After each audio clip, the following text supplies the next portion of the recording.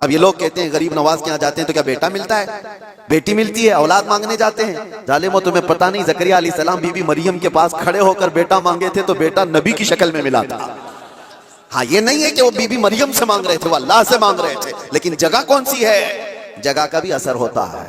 زکریا علیہ السلام خود اللہ کے نبی اور جہاں کے امام ہے وہ بیت المقدس ہے، دنیا کا سب سے مقدس ترین مقام اس وقت بیت المقدس میں حضرت زکریا علیہ السلام جہاں عبادت کرتے تھے وہیں پہ دعا بھی تو کر سکتے تھے، وہیں پر دعا کر سکتے تھے، لیکن قرآن یہ کہتا ہے وہ محراب مریم میں آ کر کے دعا کر رہے ہیں، محراب مریم میں جہاں بی بی مریم بیٹھی وہاں دعا کر رہے ہیں۔ اس سے پتہ یہ چلتا ہے کہ اللہ کے صالح بندے جہاں ہوتے ہیں وہاں سے دعائیں قبول ہوتی ہیں۔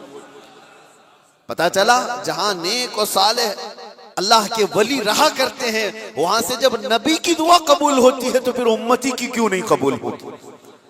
اور فوراً دعا قبول ہوئی اور بیٹا بھی ملا۔ اب یہ لوگ کہتے ہیں غریب نواز کے یہاں جاتے ہیں تو کیا بیٹا ملتا ہے، بیٹی ملتی ہے، اولاد مانگنے جاتے ہیں؟ ظالمو تمہیں پتہ نہیں، زکریا علیہ السلام بی بی مریم کے پاس کھڑے ہو کر بیٹا مانگے تھے تو بیٹا نبی کی شکل میں ملا تھا۔ ہاں یہ نہیں ہے کہ وہ بی بی مریم سے مانگ رہے تھے، وہ اللہ سے مانگ رہے تھے، لیکن جگہ کون سی ہے؟ جگہ کا بھی اثر ہوتا ہے۔ ہاں ایک بات میں آپ کو بتا دوں کہ جگہ کا اگر اثر نہیں ہوتا تو مسجدیں اور یہ ساری چیزیں بنانے کی ضرورت کیا ہوتی؟ عبادت کرنے کے لیے بھی جگہ ہے، کھانا کھانے کی بھی آپ کے گھر میں جگہ ہے، حاجت میں جانے کے لیے بھی کوئی جگہ ہے، آپ کا ٹریٹمنٹ کرنے کے لیے ہاسپٹل میں بھی جگہ ہے، ہر چیز ایک ایک جگہ پر ہوتی ہے کہ نہیں ہوتی؟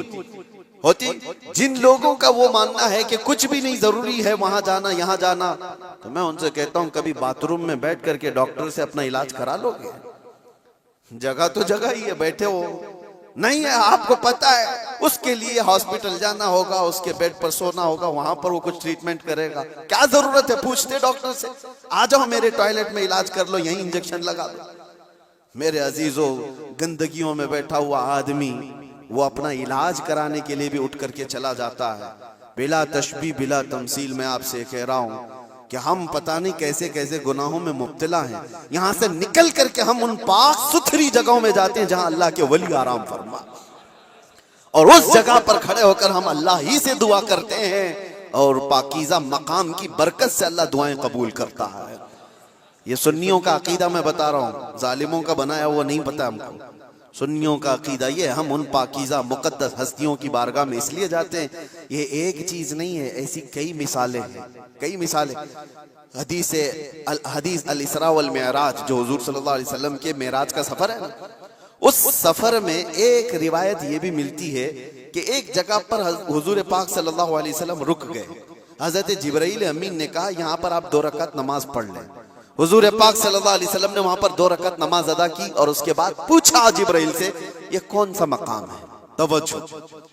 تو حضرت جبرائیل علیہ السلام نے کہا اے اللہ کے نبی یہ وہ جگہ ہے جہاں حضرت عیسیٰ علیہ السلام کی پیدائش ہوئی تھی، بی بی مریم سے حضرت عیسیٰ علیہ السلام کی پیدائش ہوئی تھی، وہاں پر حضور پاک صلی اللہ علیہ وسلم نے 2 رکعت نماز ادا کی۔ ہاں جگہ کو آپ صلی اللہ تعالیٰ علیہ وسلم نے اپنے نماز کا مصلی بنایا۔ اس روایت سے میں آپ کو بتانا چاہتا ہوں جہاں عیسیٰ علیہ السلام پیدا ہوئے وہاں ہمارے نبی نماز پڑھیں، اور جہاں میرے مصطفیٰ پیدا ہوئے ہو کیا وہ جگہ دعاؤں کی قبولیت کی نہیں ہو سکتی؟ صرف اتنا ہی نہیں میرے عزیزوں، مقدس مقامات کو اللہ تبارک تعالیٰ نے خود فرمایا ہے کہ آپ خانہ کعبہ جاتے ہیں طواف کرنے کے لیے، طواف کرنے کے بعد جیسی طواف ختم ہوتا ہے اس کے بعد سب سے پہلا کام آپ کا کیا ہے؟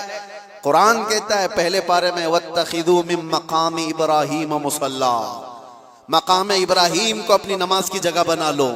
مقام ابراہیم ہے کیا چیز؟ مقام ابراہیم کیا ہے؟ جا کر کے آپ دیکھنا اس میں ایک پتھر ہے جس پہ حضرت ابراہیم علیہ السلام کے 2 پیروں کے نشان ہیں، بس اس کے علاوہ کیا ہے؟ ایک پتھر ہے اس پر ابراہیم علیہ السلام کے 2 پیروں کے نشان ہیں۔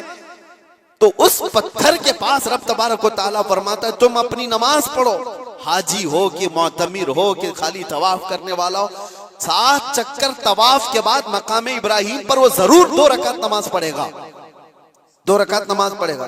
ان کو پتہ نہیں جو اعتراض کرنے والے وہ پوچھتے نہیں کہ پتھر کو عبادت کر رہے ہیں لوگ، یہاں پہ پتھر کو سجدہ کرنے جا رہے ہیں؟ نہیں ظالموں، پتھر کو سجدہ نہیں کر رہے، یہ رحمان کا حکم ہے، رحمان کا حکم ہے، اس لیے حکم ہے کہ وہ پتھر اب افضل ہو گیا جس پر اللہ کے نبی کے پیروں کے نشان ہیں، جس پر کھڑے ہو کر ابراہیم علیہ السلام نے پورے کعبے کی عمارت تعمیر کی تھی، وہ پتھر افضل ہو گیا۔ اب آپ سوچو پتھر کھڑے ہونے والے نبی کی وجہ سے افضل ہے تو پھر وہ نبی کتنے افضل ہیں، ہاں ان کے قدم کتنے افضل ہیں۔ ہم تبرکات والے لوگ ہیں اس لیے ہم ان کی نہیں مانتے، ہم تو چھوٹی سی بھی کوئی چیز نسبت کی ملتی ہے تو ہم اس کو احترام سے سر آنکھوں پر رکھتے ہیں۔ آج بھی بحمدہ تعالی حضور پاک صلی اللہ علیہ وسلم کے منہ مبارک پوری دنیا میں دیکھے تو سنیوں کے پاس ہی ملے گی، کیونکہ قدر ان کو ہی ہے اور وہ چاہتے ہیں کہ حضور پاک صلی اللہ علیہ وسلم سے ریلیٹڈ جو بھی چیز ہے وہ عظمت والی ہے۔